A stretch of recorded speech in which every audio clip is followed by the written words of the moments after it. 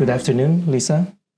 Thank you for finally coming to the Confos, Star Book Confos. There's a 10-minute, 15-minute story about it, but I'm not going to go there. But I just appreciate Lisa for being here. I am really grateful. It's an honor. And I can't believe you talked me into this. All right, I think we met virtually. No, I don't know. I know that was during PMP 1.0. Yeah. I think it's in the innovation building or something, right? Pretty early on. And then we work on the entire people. I don't know how many people. And then we each table pitch in about all of the other stuff.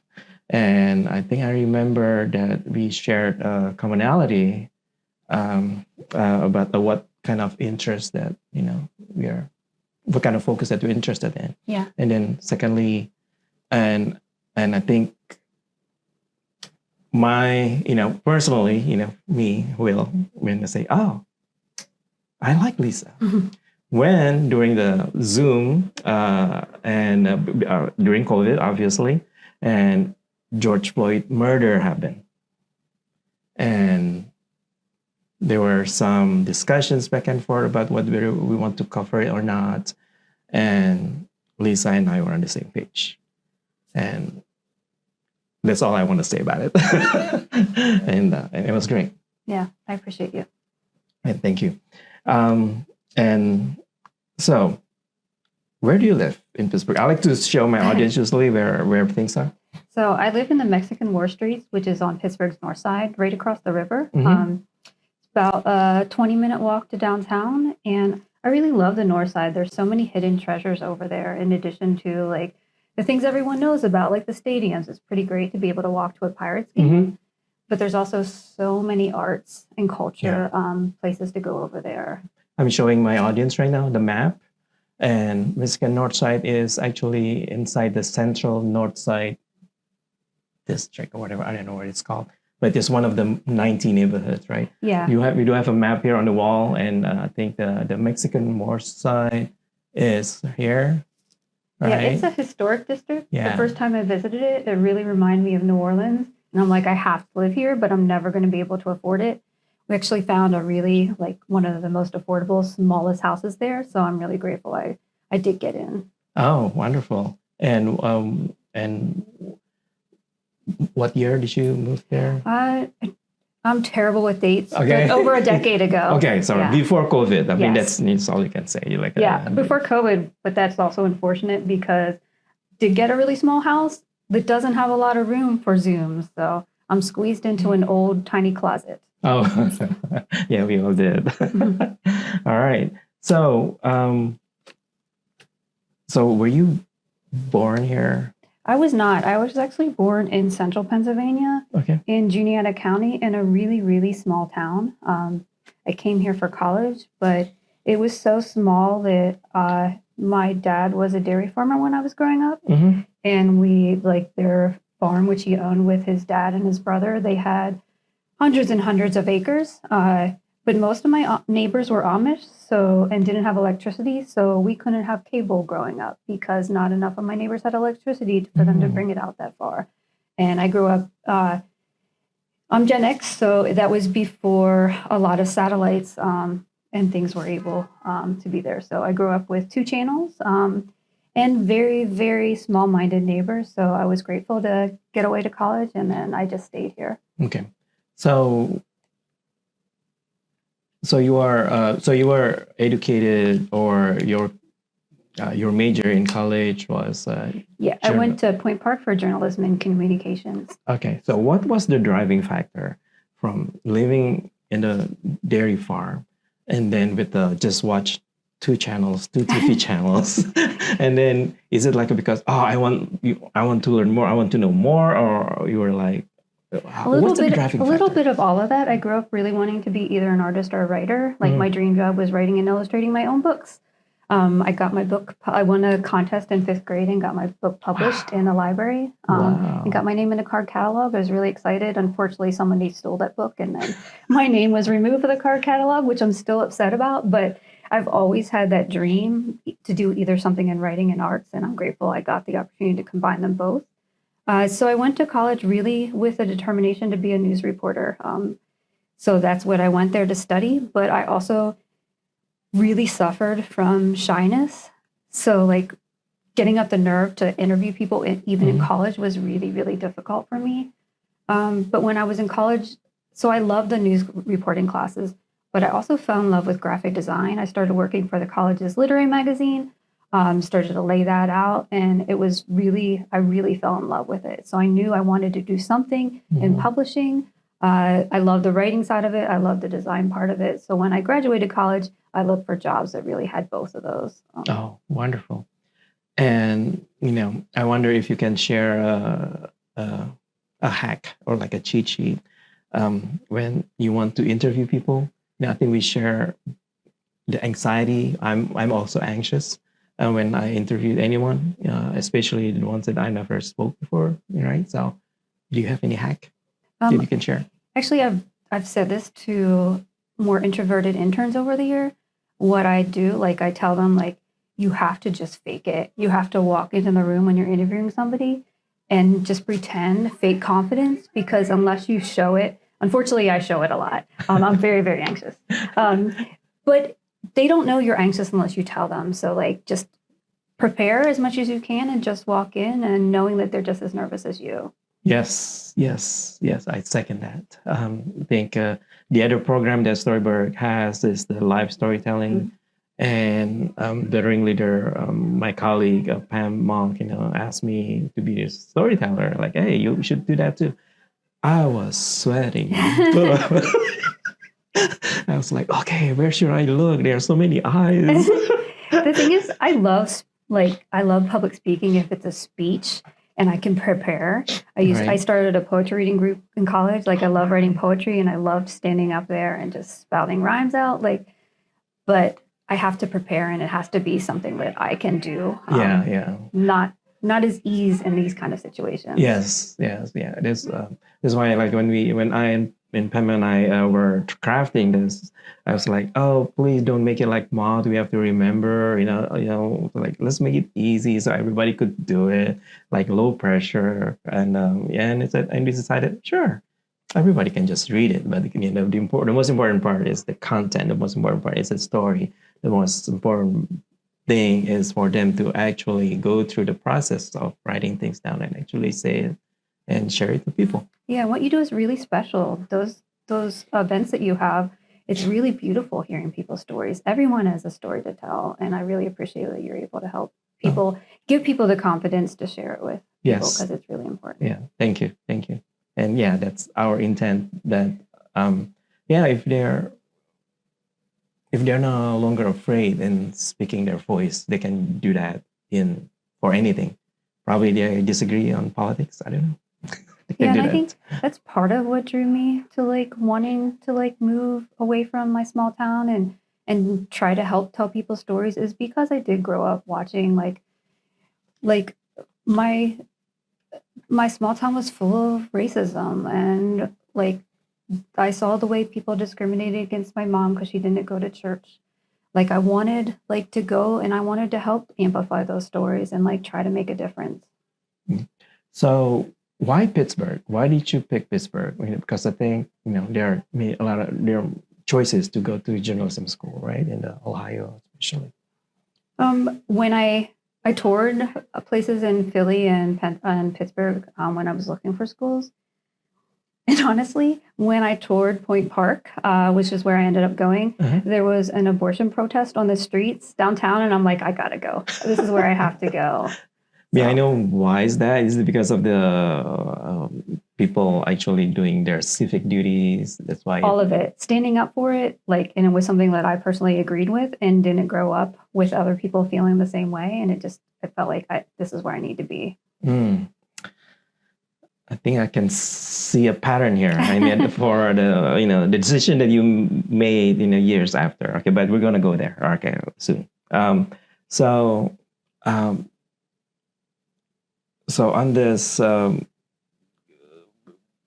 after you finish your education at Point Park, you got your degree, and then what? And then what was your first job? I mean, how did you know? So I was applying for reporting positions, but I didn't have a car, so that made it really difficult. I was applying for writing positions and design positions. I had got an offer at a job writing for like marketing copy, but then I saw a part-time classified position opening in the back of City Paper. Soon as I saw it, I picked up City Paper, and in Pittsburgh, there were 2 alt-weeklies at the time when I was in college in Pittsburgh, and I picked them up every week. They were my Bible. Like, I loved them. So when I saw that they were hiring, I went home, I typed my resume up on a typewriter. I put it in the mail that day, even though it was a weekend. And I spelled Cork Express wrong on that application, and that'll always haunt me. But I did get that job. I was offered both, and I decided to take the part-time job at City Paper for $15,000 a year because I loved it so much.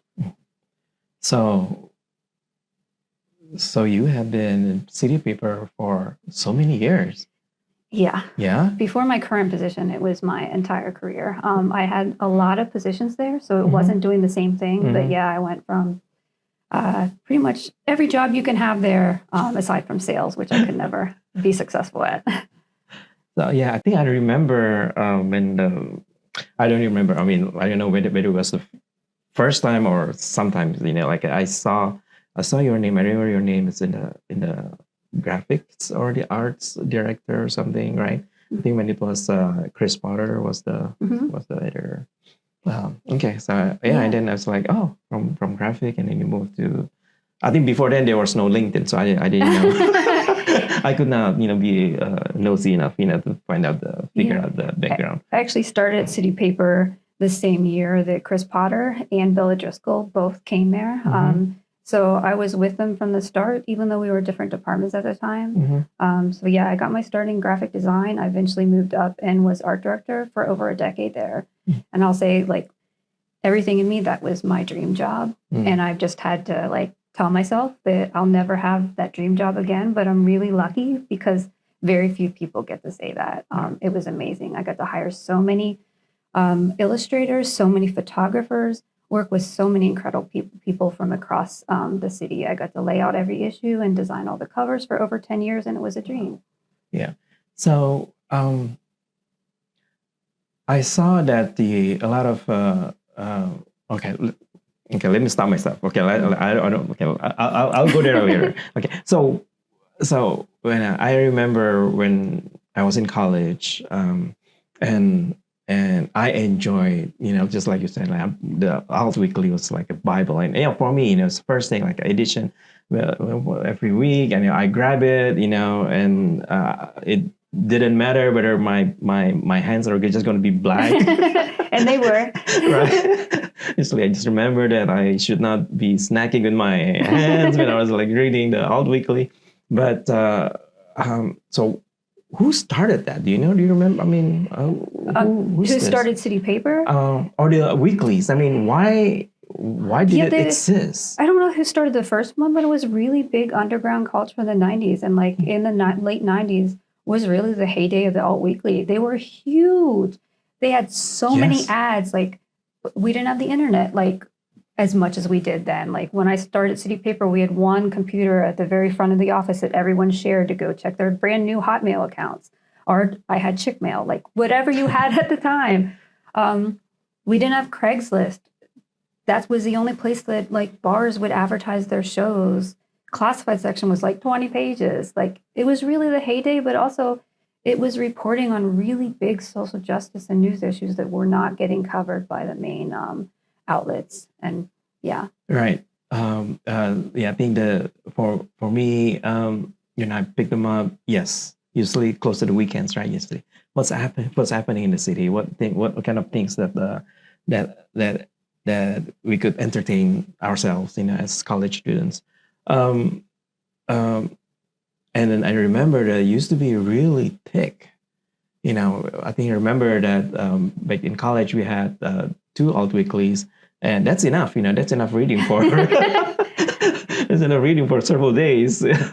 And so it was really sad for me, when, I think during COVID, right? And then like City Paper, even putting paper, and then City Paper just reduced the number of pages like quite significantly. It significantly dropped, and it was starting to drop before the pandemic hit too. Like when I started, like cover stories averaged like 5,000 words.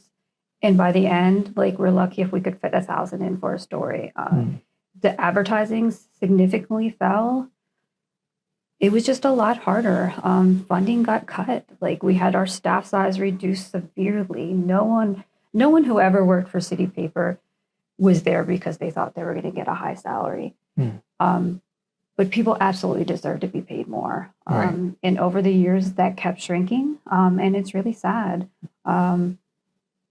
But the pandemic really hit. Right. So do you think that the people who join or work for alt-weeklies or activists or passionate citizens? Both. Some are activists. Some are because they believe. I think everyone that worked there, not there yet. Most of the people who worked in alt-weeklies did it because they really believed in their work. They felt good about it. They, like personally, I can speak for myself. I sacrificed a lot for that job. I don't have a huge retirement saved because I didn't make a lot of money. I lost relationships. I worked really, really hard for that paper. And a lot of people who worked there with me and in years prior and after I left did the same. People care about what they do. And it is not an easy job. It's really hard. Like people talk about like advocacy journalism. And I believe like one of the things that I really loved about working as an alt-weekly, because they are left-leaning, and that's what aligns and makes me feel good that I'm making a difference. But that doesn't mean it's not fair and balanced. But there are some like topics that I don't think that they're like up for debate. I think Black Lives Matter, trans lives matter. I do believe in a woman's right to choose. And that for me, that was not negotiable. Like if that's advocacy journalism, then so be it. I believe in that. I agree. There's a line to be drawn that, so I think it's happening right now too. I believe that, for requiring all media to have 50-50 all the time, I think that's impossible. Right? I mean, we can see what the other side says, but we have to, we have to advocate for what we believe. And that brings me to the question. Though I kind of know the answers already based on the story that she's been telling us for the past 10 minutes. So why did you quit? You're so passionate in the job. You believe in the things that it delivered. But why did you quit? Yeah, so I became editor of the paper. Even though I loved my job as art director, a couple editors before me, there was some controversy, the paper was already on shaky ground. I became editor, and it was only under the condition that I would have like control of the newsroom and not outside influence from ownership, and that was promised to me. And then I quit because I was asked to compromise my ethics, and I didn't quit just to make myself feel like okay. I was not comfortable being asked to cut a story that I had planned because the owners didn't agree with it. If I had done that, City Paper would have been a paper that compromised its own ethics in a large way. Like, I know not everyone can understand it, but I quit City Paper so City Paper could survive. And I went home and I published a Google Doc. Like, I put out my own statement because I wanted to get ahead of it and share my story. And in it, was really honest and with what happened. And I also really pushed for somebody else to buy the paper. In retrospect, the Post-Gazette owners did buy the paper soon after I left. And I think that maybe part of the reasons that the Butler Eagle, who owned the paper and like asked me to compromise my ethics, already had a deal in place with Post-Gazette. They printed it. I quit because We were one of the only media outlets in town covering the Post-Gazette strike. We really covered a lot of union stories. And we found out that Butler, our owners, were publishing Post-Gazette because their workers were on strike and weren't publishing it. So they went to Butler Eagle and published it. So to print it. Correct. Print it, yeah. Okay. So, I mean, I suspect I didn't work there anymore, so I don't know, but like, I think it easily could have been that the Butler Eagle was giving the Post-Gazette City Paper for free in exchange for a print contract. Like, who knows? Right. Totally making that up. But like, that's like, there was something happening because it was really out of character.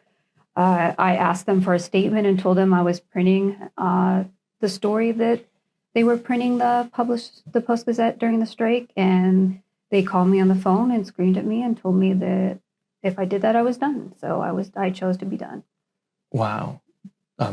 Thank you for sharing that information. I'll be honest, it's very traumatic for me. Like, I know. It was not easy and it really sucked, but I had to make an impulse decision, and I still believe it was the right one. Yes. Basically you had been working for City Paper ever since you graduated. You built your career, and it was quite painful. Yeah, I could still see it right now. You don't have the close up, guys. So I mean, I could. So thank you. I really appreciate that. And I didn't know that. I mean, there are some speculations like what might have happened, but I think you share it. What actually happened from your perspective.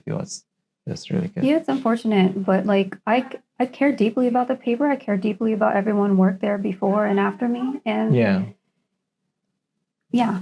And before this interview, I tried to do my homework. Like, okay, alt-weeklies. What was it? And then I realized that the alt-weeklies that I frequently read when I was in college, they're no longer there. They're gone. And then I checked several other weeklies, in Village Voice in New York, and in the Bay Area, and in San Francisco, and Berkeley. Most of them were gone. So many of them disappeared, and it's really sad. Yeah, and I was like, oh wow, well, we have to dig deeper, and then say, because they are just like several years ahead of Pittsburgh, when they actually cut the cord, right? Yeah. So. Why was that? Do you know? Do you have any hypothesis? Do you have any theory why it happened?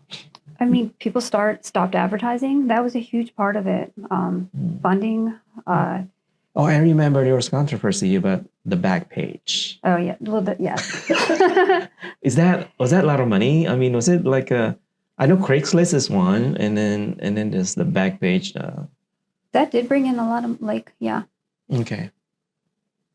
Right. Yeah. I think. Yeah. So I think I should have. Yeah. Like in the heyday too. Like alt-weeklies were a voice for like unheard voices. Like they were some of the only publications that covered communities that didn't have a voice. It amplified voices that didn't have that in the before.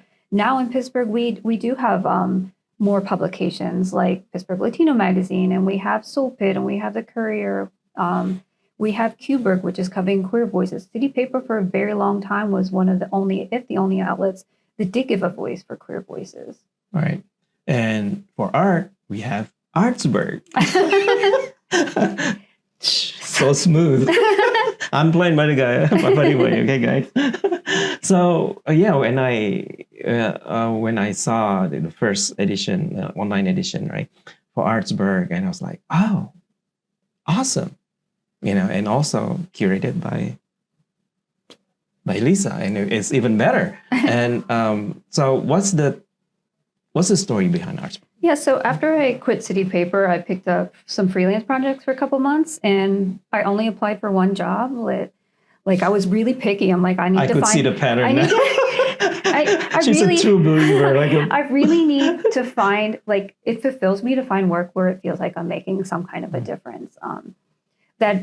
That is what I believe in more than obviously salary, making crap at City Paper. But like, it really made it was really important to me to find something that I would find meaning for. So I applied for the Greater Pittsburgh Arts Council, where now I am the director of marketing communications. So I head the communications department. I also have a really great communications coordinator, Kiri, who is helping me. And I wanted to start Artsburgh, which is a weekly newsletter. Since I started, it's been now 3 years since I left City Paper. And in those 3 years, especially with my current job, I'm a really good listener, and people really like talking to me. People come up to me on the street. People reach out to me over email. They want to tell me, and they want to share stories on what they think is missing with Pittsburgh media. And also, a lot of individual artists and arts organizations out there are not seeing their voices represented anymore. I know that people were really unhappy that their small events were not getting promoted and included in weekly roundups. So that was the first step I took. We started doing weekly event roundups blogs where we feature around 50 events every week. We don't charge for those. So and we really try to make sure that we're focused on low to mid size organizations, global majority organizations. We try to really give a highlight to organizations that are not being covered in other outlets. But I want to also advocate for those outlets to cover them. So any media that needs story ideas, please come to me. So that started with the weekly event roundups, but I really wanted to do an arts-focused newsletter. There are so many really great newsletters in Pittsburgh. I subscribed to pretty much every single one, but there was none that were entirely arts-focused. I think WESA has a really incredible weekly arts newsletter, but that's really focused on WESA stories. So I look forward to reading that every week, but there's not one that was just primary art. So Artsburgh really came from that. It features weekly events. We do pull art story roundups from publications around town. And then we try to include some hidden gems too. So it's been really well received, and I'm really happy to bring that to people. And so looking at the news supply chain, who submits? Do people submit their stories, or do you harvest the stories, or do you send people to get the stories, or how does it work? It's aggregated. Aggregated. I can't speak. So the events people do, we get a mix of people submitting it to us. We have a great contractor that helps us compile the weekly events each week, and we also scout them out on Instagram. I'm on Instagram, social media 24/7. I have an addiction. I can't help it. But a lot of organizations and artists only promote their work on Instagram. So it's constantly taking screen caps and looking and compiling them. For the art stories that we include in Artsburgh, it's really Kiri and I looking at local media sites every single day and flagging the art stories. And I'll be honest, some weeks are really hard to find even 5 or 6 stories to feature. There is really a lot of outlets in Pittsburgh are writing the same thing, covering the same story, and not finding original stories. So maybe everybody has published an art story that week, but half of them are about the same person. And that has been a struggle. And that is something that I'm trying to really push outlets to be a little more open to. Not just press releases are important, and I love them, and I'm trying to teach people how to write better ones. But you also, if you care and you're in journalism, you should really be out in the communities and talking to people and finding those untold stories. So that is something that I really tried hard to do, and I encourage others to do. But I'll also say there's still really great work being done here. I just wish it could expand. Yeah. So kudos to your boss, Patrick. I enjoy reading his the report after visiting artists. Yeah, he meets with an incredible number of artists in their studios every month. And if you follow him on his Instagram or LinkedIn, you'll see the stories and photos he shares. It's been really beneficial from a communications department to have access to his photos. I'm just working on our biannual report right now, and I'm there's way more photos than I can use. They're really great. Wonderful. So looking, now you were a freelancer for 2-3 years, right? In between City Paper and... I actually was only 4 months. 4 months. Wow. Yeah. Okay.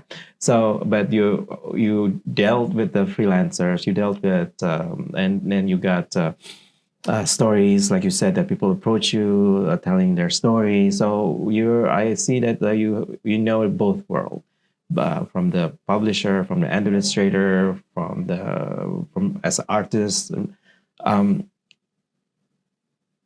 and let me ask you a very obvious question, probably with obvious answers, like why it's so hard to live as an artist in Pittsburgh or probably anywhere. That's why we have this term coined, right? Starving artists. Like, why is that? There's multiple reasons. I mean, I do think that's part of the reasons that people come up and talk to me. They do need their stories told. Artists and artists that are like performing in local arts organizations, venues, they tell me that like there's not a lot of publications writing previews anymore, which means like the pandemic, there's still a significant number of arts organizations in Pittsburgh that have not returned to pre-pandemic levels to fill the seats. So it's still a struggle, but like individual artists, they need help with publicity.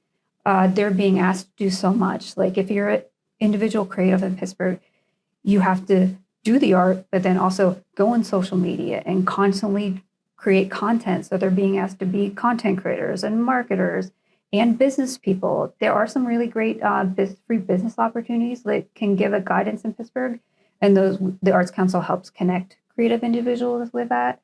But there also should be more funding opportunities for creative individuals. That's one thing that I really love is the advocacy side of the Arts Council, because we really are going to policymakers and like government officials and really trying to push for more funding to go to the arts.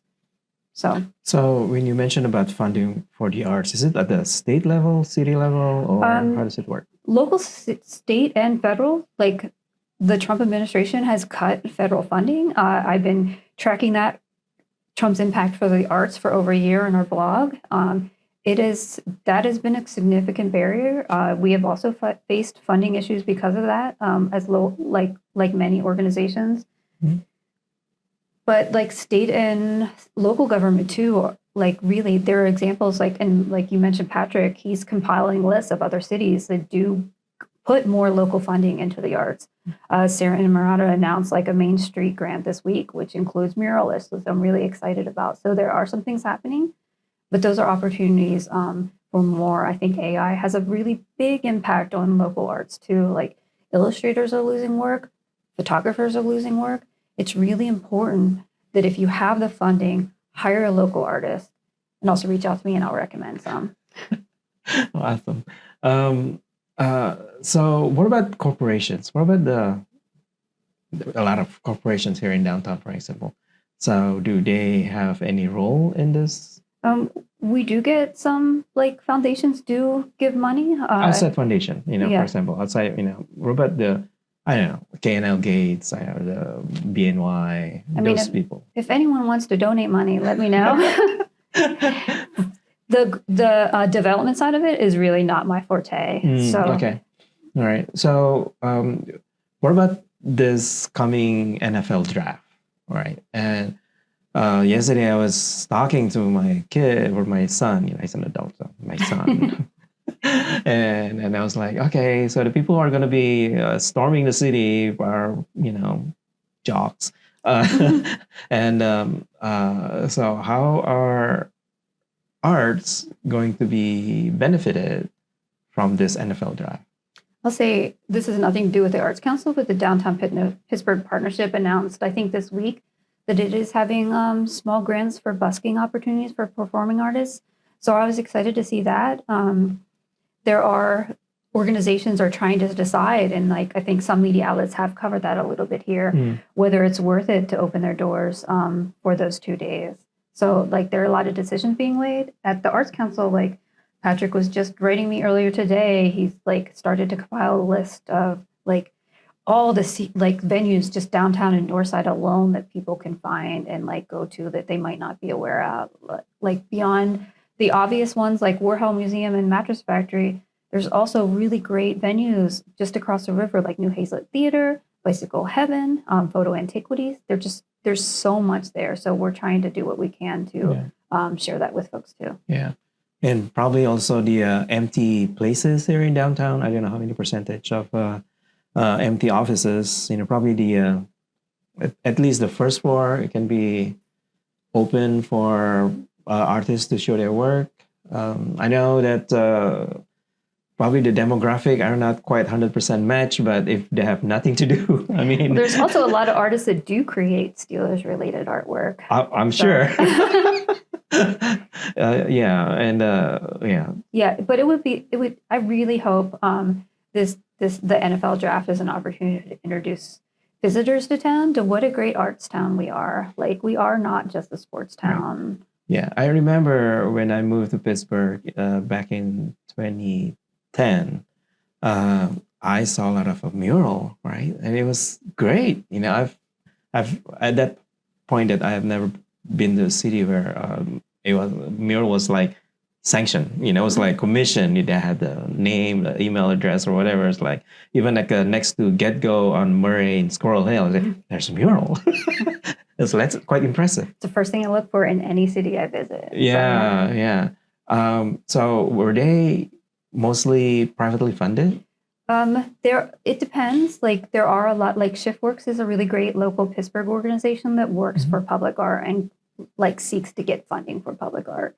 We do have the Arts Council is our first inaugural policy and action roundtable coming up, where we are gathering local officials and artists to talk about how we can change some policies. One of the people that we hired for a first person essay in relation to that is Max Gonzalez, who is a local muralist and arts educator. So I encourage anyone to check out our blog and read their story. So there are great examples where graffiti is art.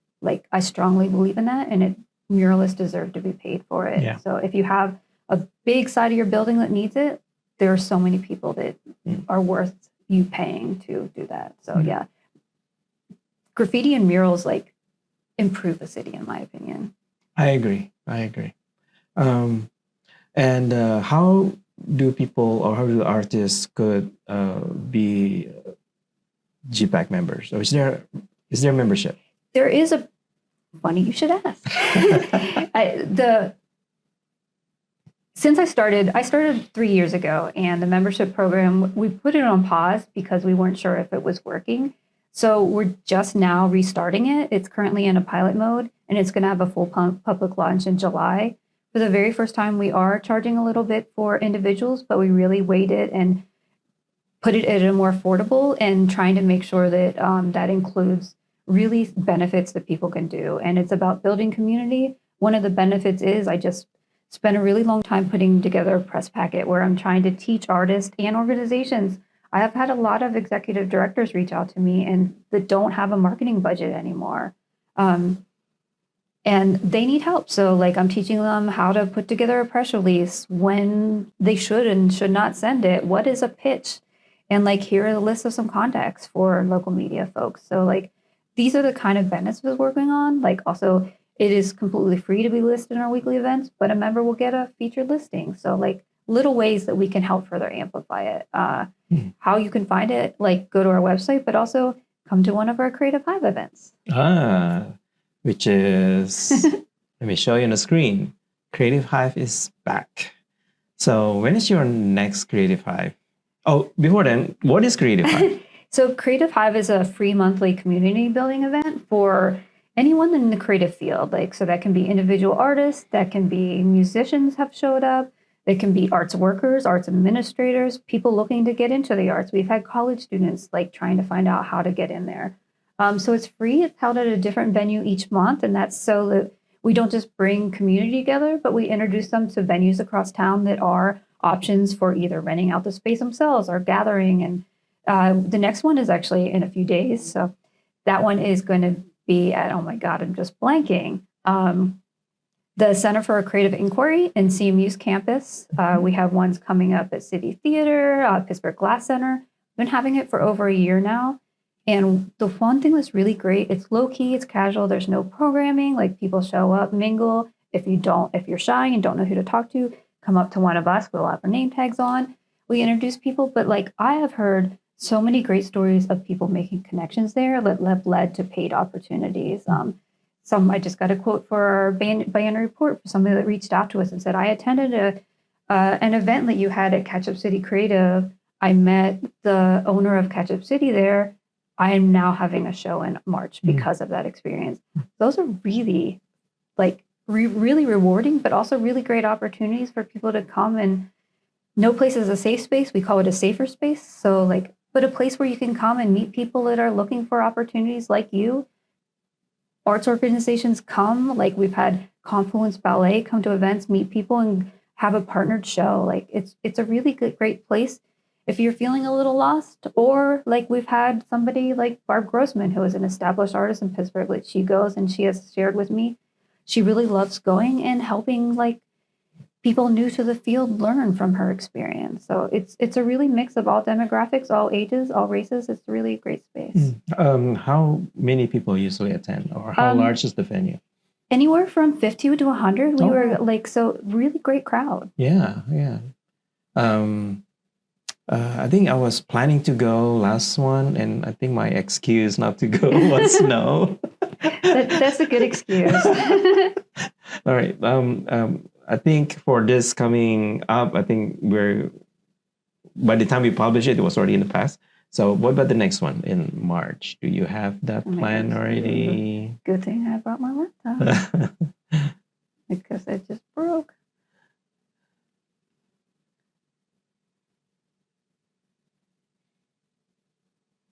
You put me on the spot. Sorry.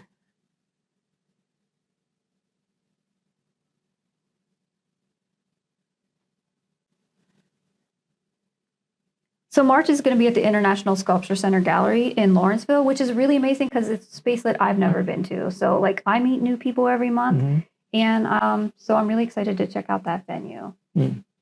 Okay. Sorry, I was distracted. So what day was that?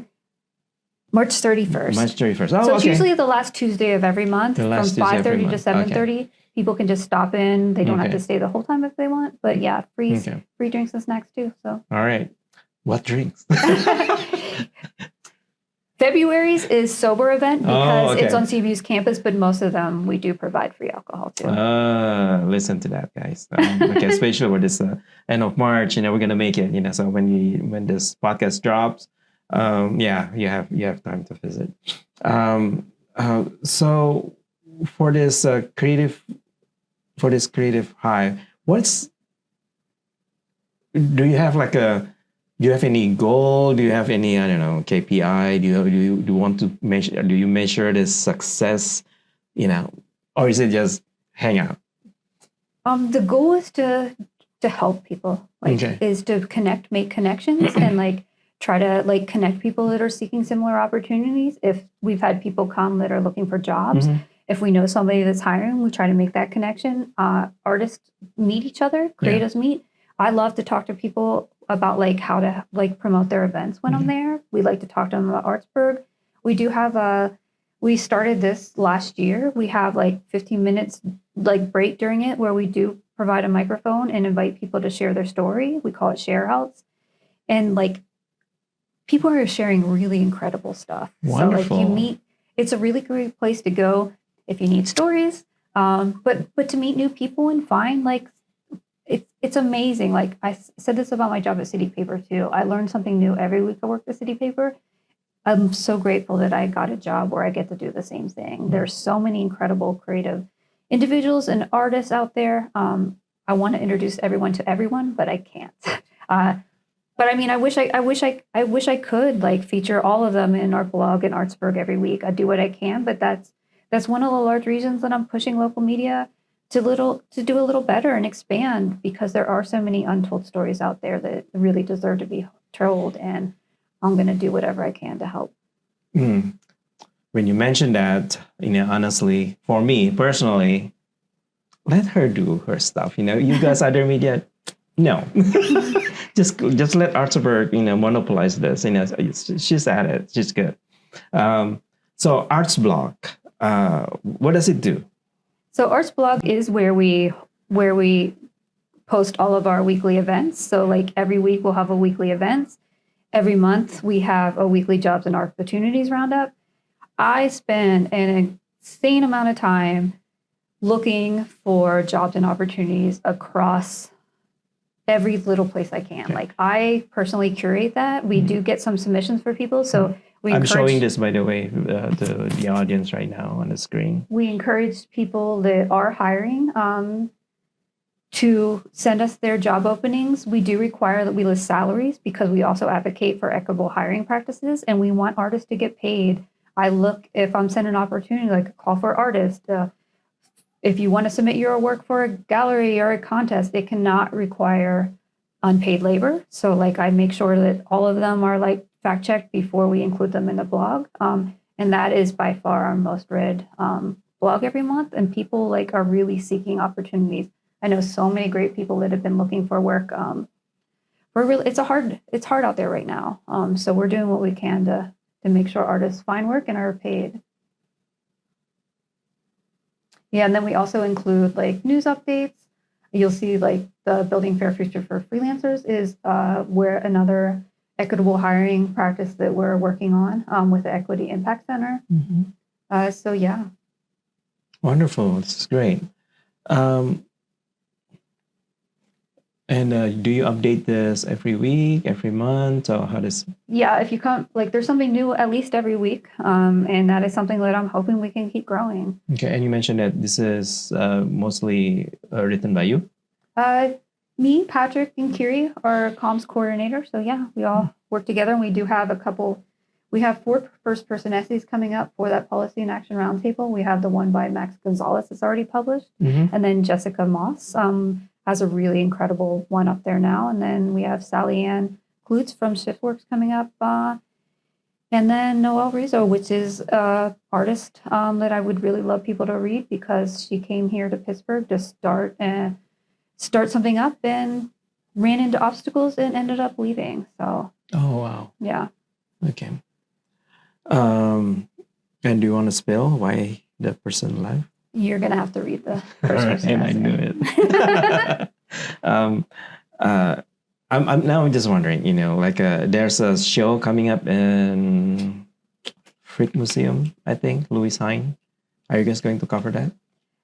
We include as many events like are submitted to our events blog. I don't have the capacity or funding to cover like things like I would like to. We don't do reviews, but I love sharing them in Artsburgh. So. Okay. So I think I forgot whether I had already asked this question or not. So how did you guys get your funding to operate GPAC? It's such a great program. I mean, it's such a great organization that runs all this program. If you look at the homepage, we do list supporters on there. So we do get funding from... Okay, let me cut it at that. Go to about. Where should go Just here? click on that homepage. Click on the logo and then scroll to the bottom. We got a lot of content on there. Keep scrolling. So supporters, if you scroll over, we do get money from RAD, Heinz Endowments, Grable Foundations, Pittsburgh Foundation, Hillman Foundation. But yeah, we could always use more. And we do have a sponsored ad opportunity in Artsburgh if any business wants to reach a dedicated weekly list of arts patrons and arts supporters. Yeah, so it's an opportunity for those who work or own a for-profit industries, for-profit companies, to be involved. Yeah, and the thing is, like, organizations like ours have really struggled. We don't get a lot of funding from, like, donations from individual givers. So that is something that we're really working on. So, yeah, and the membership program will bring in a little bit, but yeah. Yeah, because I think, people have an impression like, oh, Pittsburgh has so many foundations, have so many,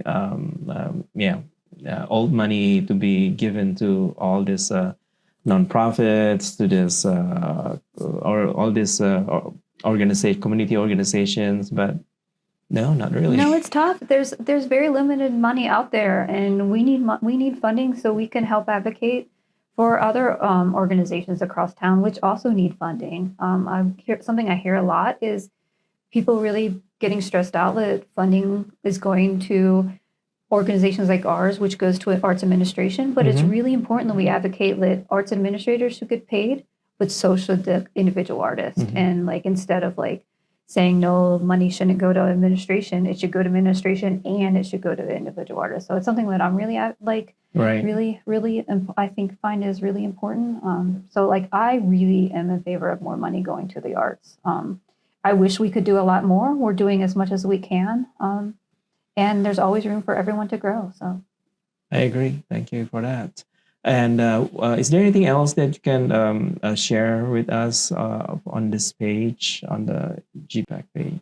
I would say, in addition to our weekly Artsburgh email, we also do a monthly advocacy email that is penned by our CEO, Patrick Fisher. I help him out with that. And it really focuses on like informing people that have questions like, where does arts funding come from? How can I support and reach out to my local like politician and encourage them to like bring arts to their neighborhood? That's the place you go to sign up for that. We've also gotten really good feedback on that, and I love that the organization has believed in expanding our communications platforms. Wonderful. So let's speak in general. You know, you mentioned that a little bit. How the generative AI impact the works of a lot of artists and writers and everybody in the creative industry. So, how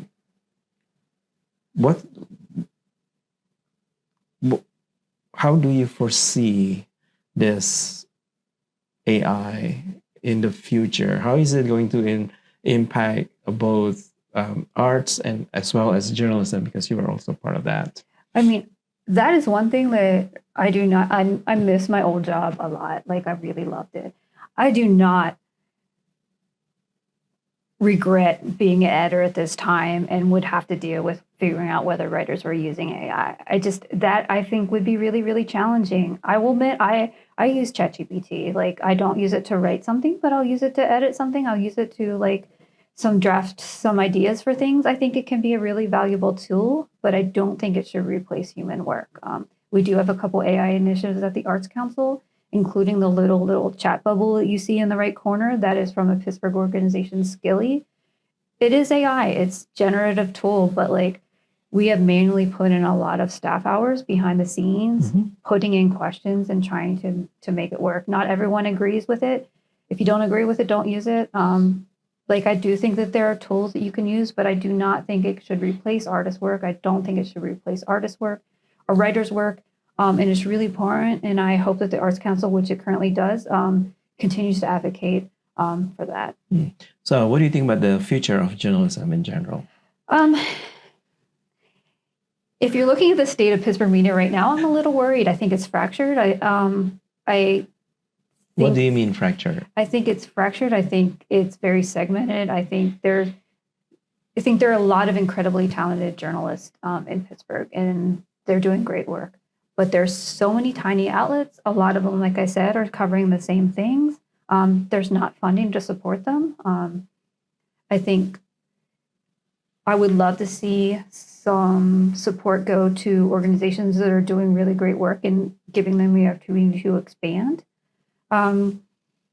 I think that it's really important whether an organization like a media outlet expands or a new one starts, or maybe somebody restarts one of the ones that have gone away. I think it's really important that the newsrooms represent the community they serve. I think that's a huge Pittsburgh media problem. We were in training while I was editor. Like, DI is a huge issue in Pittsburgh media, and newsrooms should not be 100% white, and it's a problem. And it reflects in the stories that they tell. I think that owners of media outlets should pay their writers more. Like, it's fractured. I think that Pittsburgh is not hurting for talent, but I do think changes should be made. But you can see that what we talked about earlier in the hour about how the alt-weeklies in various cities were now replaced by like a smaller outlet, or like a newsletters even, right? So do you think that we're heading that way? I don't think we're heading that way. It feels like we're there. But I mean, there's some promising things. Like I was glad to hear that the trip is going to cover more Pittsburgh City things again. I hope that includes arts too. I just heard a secret that the Huberg is going to start printing once a month, which is really exciting because they're reaching queer audiences that City Paper used to reach and covering their stories. So I'm really optimistic when I see things like that. I think there's so many really great young writers in Pittsburgh that are looking for work and could excel if they're given the opportunity. So I hope that it improves. I don't know what the future is. I think the future like the present is a lot of small outlets really trying hard to make it work. But yeah, I think they see opportunities and they try to claim that while it's empty. While it's vacated by the bigger players. Yeah, and I think for me too, like it took stepping away from media to really realize how many local media employees are working in a bubble, and including myself at the time. Like it really took me to take a step back to look at things that I could have done better. And there's so many things I could have done better. I tried my best, like so many other people do. I think that too many outlets chase the clicks, and I wasn't immune to that for some things. But like there is quality is really, really important. So that's something that if I could give any advice, it would be find those important stories, pay your workers well, and actually get out in the communities. And you can't tell their stories if you don't understand them. Like one of the first things I did when I became first managing editor and an editor was like to make a point to go talk to people.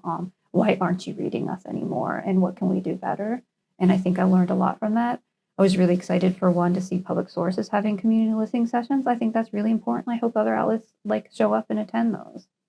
Yes, so that's a good initiative, and I agree with you about the future of journalism, but I'm more pessimistic because I see that a lot of that for the past decades, I think photographers, photojournalists were in this problem like many years ago, right?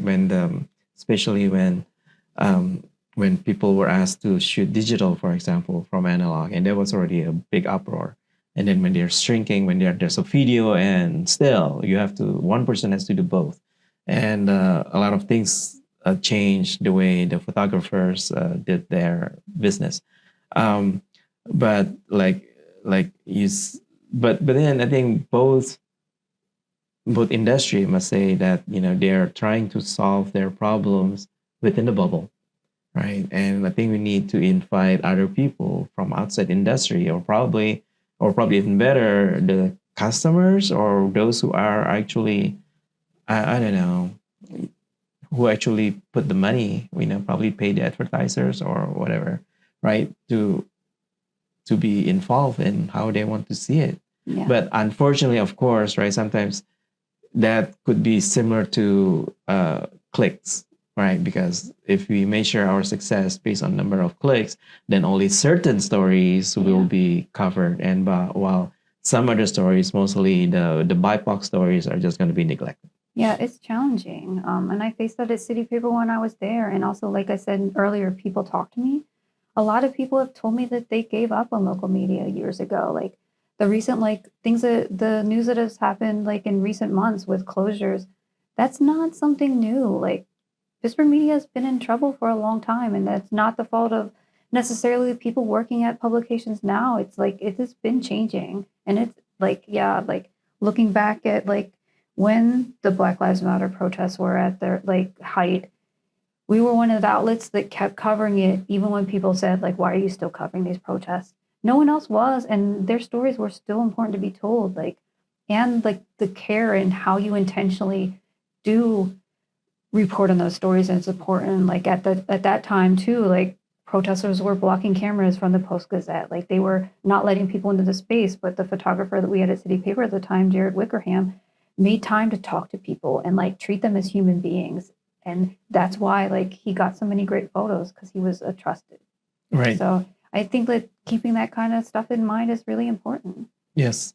Yeah. I think if the publishers, if the media, think about, there are things that will pay, but there are things that probably do not pay, but are important to do. Yep. Right. So there's a balance. I know the balance, it probably cannot be 50-50. I know that's the publisher's decision to do it. Yeah. I mean, that's what I think the challenge is. And I think the challenge is, yes, tell the stories no matter what, like tell the important stories. It's important to share stories, even if they aren't getting clicks. But if they aren't getting clicks, find ways to make sure they do, like find ways to amplify it. Don't just put paid money behind sharing or boosting the stories that are like really, really popular. Find ways to reach community members. Like, for example, when I started having those community conversations with people after I became editor, some people said like, look, I don't see City Paper in my neighborhood.